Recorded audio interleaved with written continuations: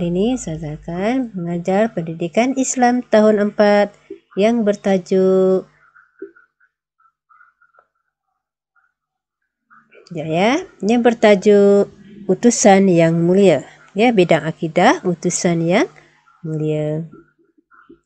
Baik, antara isi kandungan dalam video ni, Ustazah akan paparkan maksud Nabi dan Rasul, dalil beriman dengan Rasul, maksud Rasul Ulul Azmi, peranan Rasul, kepentingan beriman kepada Rasul dan bukti keimanan kepada Rasul.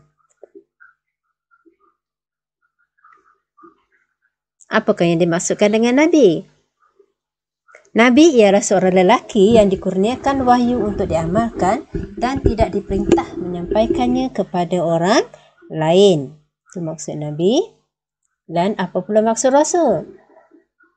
Rasul ialah seorang lelaki yang dikurniakan wahyu untuk diamalkan dan diperintah untuk menyampaikannya kepada orang lain.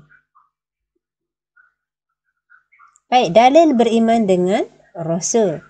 A'udzubillahi minasyaitonirrajim. Ya ayyuhalladzina aminu billahi wa rasulihi.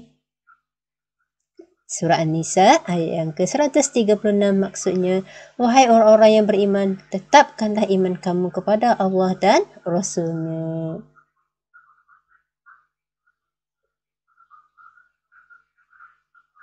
Baik anak-anak, apa pula yang dimaksudkan dengan Ulul Azmi?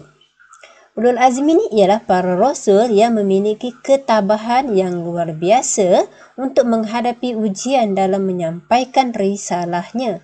Mereka ialah Nabi Nuh, Nabi Ibrahim, Nabi Musa. Mereka ialah Nabi Nuh, Nabi Ibrahim, Nabi Musa, Nabi Isa dan Nabi Muhammad sallallahu alaihi wasallam. Okey, baik. Apa dia peranan Rasul? Peranan Rasul yang pertama ialah menyampaikan wahyu Allah Subhanahu Wa Taala. Yang kedua, membimbing manusia dan jin supaya beriman kepada Allah Subhanahu Wa Taala. Yang ketiga, menjelaskan cara hidup yang diridai Allah Subhanahu Wa Taala. Yang keempat, mendidik manusia berakhlak mulia. Yang kelima, mengajarkan cara beribadah yang sempurna. Dan yang keenam, menjadi contoh teladan kepada manusia. Itu adalah antara peranan Rasul. Baik, apa kepentingan beriman kepada Rasul? Yang pertama, meyakini dan menyayangi Nabi dan Rasul sebagai utusan Allah, melaksanakan ajaran yang dibawa oleh Nabi dan Rasul, sentiasa berakhlak mulia, meneruskan dakwah Nabi dan Rasul, meyakini dan bersungguh-sungguh melakukan ibadah,